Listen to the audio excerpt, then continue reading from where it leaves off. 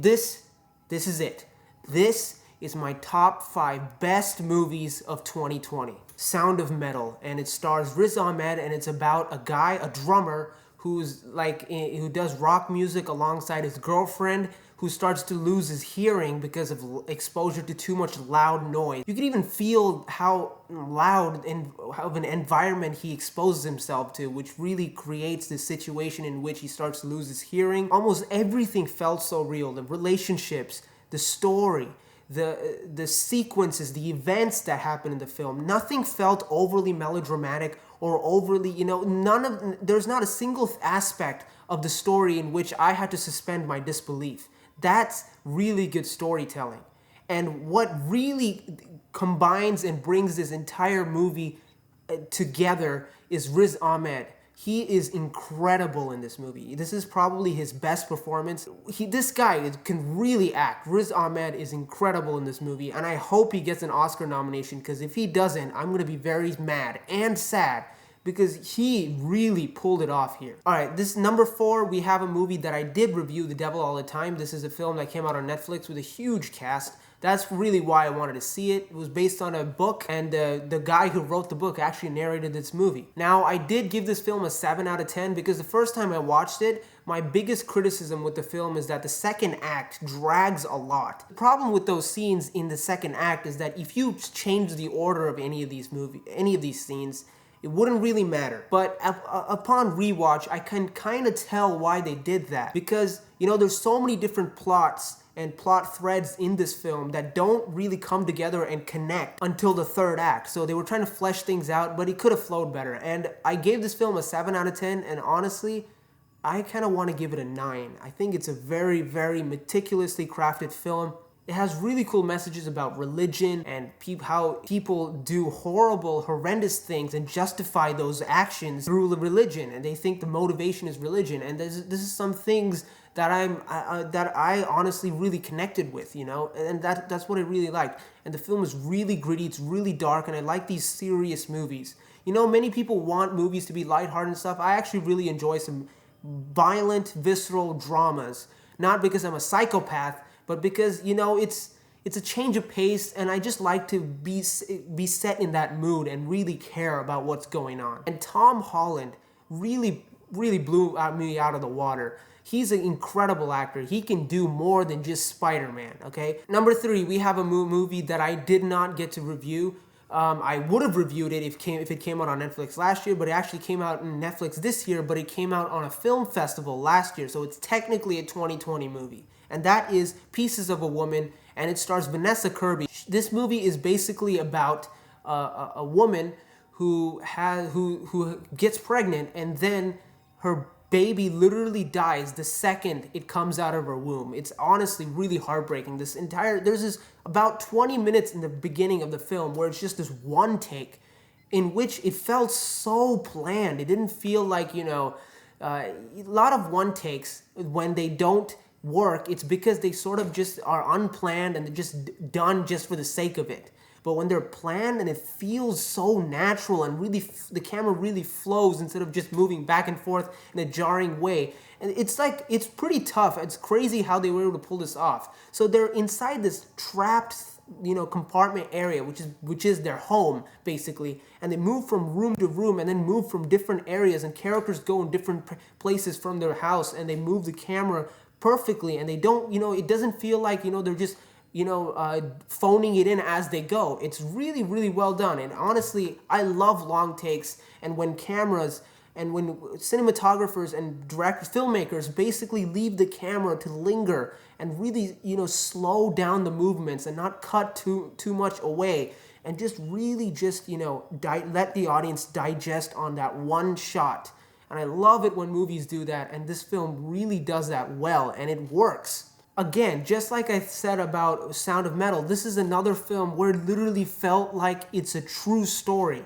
Not a single part of this movie made me think that it was, a movie, basically. It felt like a documentation of a real movie in the dialogue, the storytelling, the way the film flows in the events and the sequences that happens.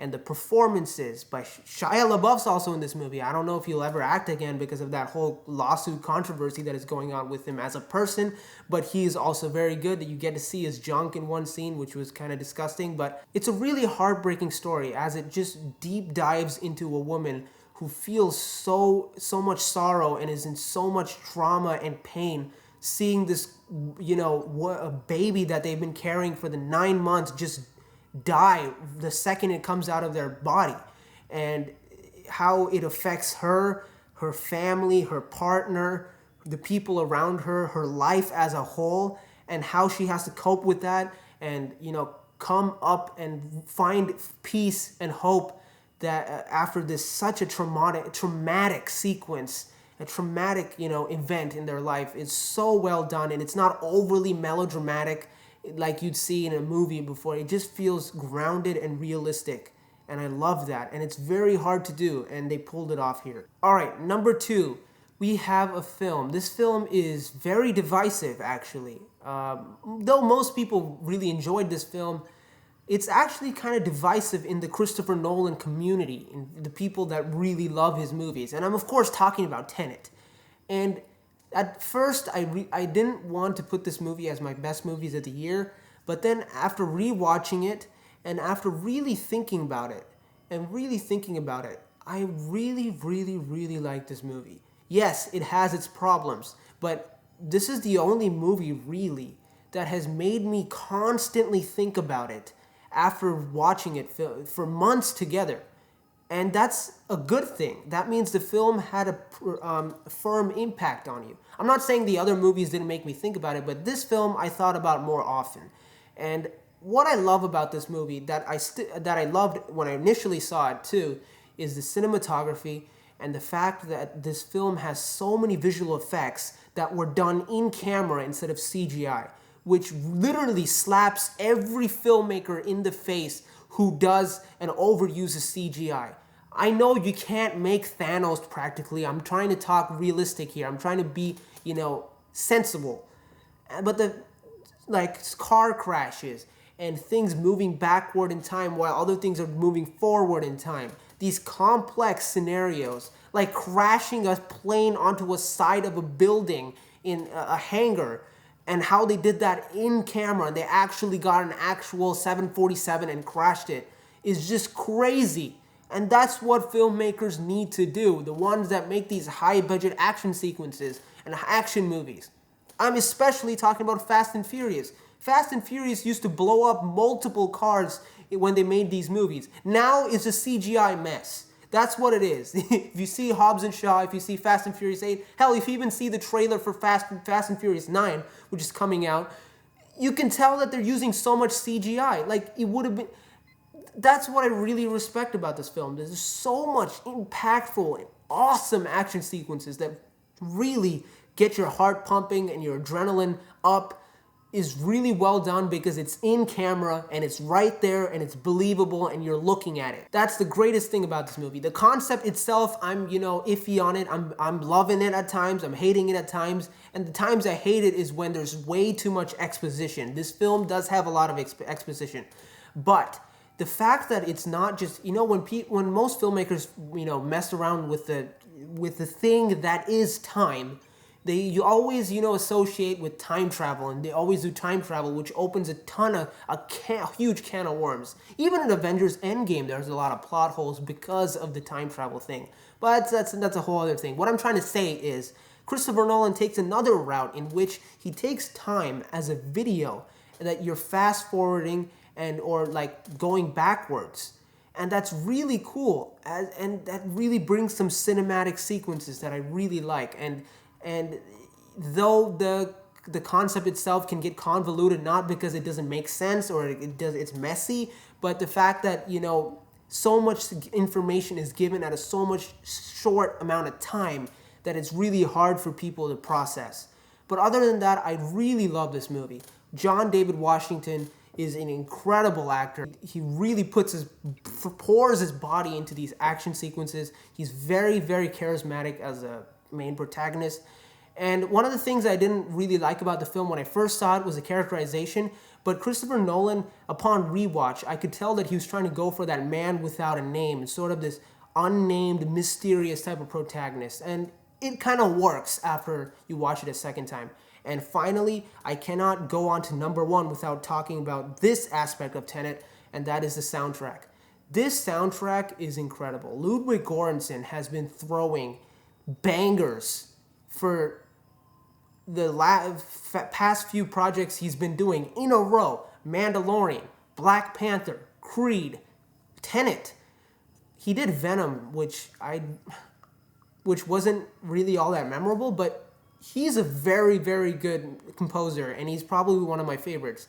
And he's up there with Hans Zimmer, John Williams, Alvin Silvestri. It's crazy. This young, his music is so unique, and I love it. I listen to the Tenet soundtrack pretty much every day when I go jogging. I love the soundtrack. Number one, if you saw my review of this film, I pretty much told you that it was my favorite movie of the year, and that is Netflix's Trial of Chicago 7. The editing, the music, the characters, the story got me really invested, and I literally researched about this Chicago 7 thing for hours after I finished the movie because it had a very profound impact on me. And that's what movies do. They should have an impact.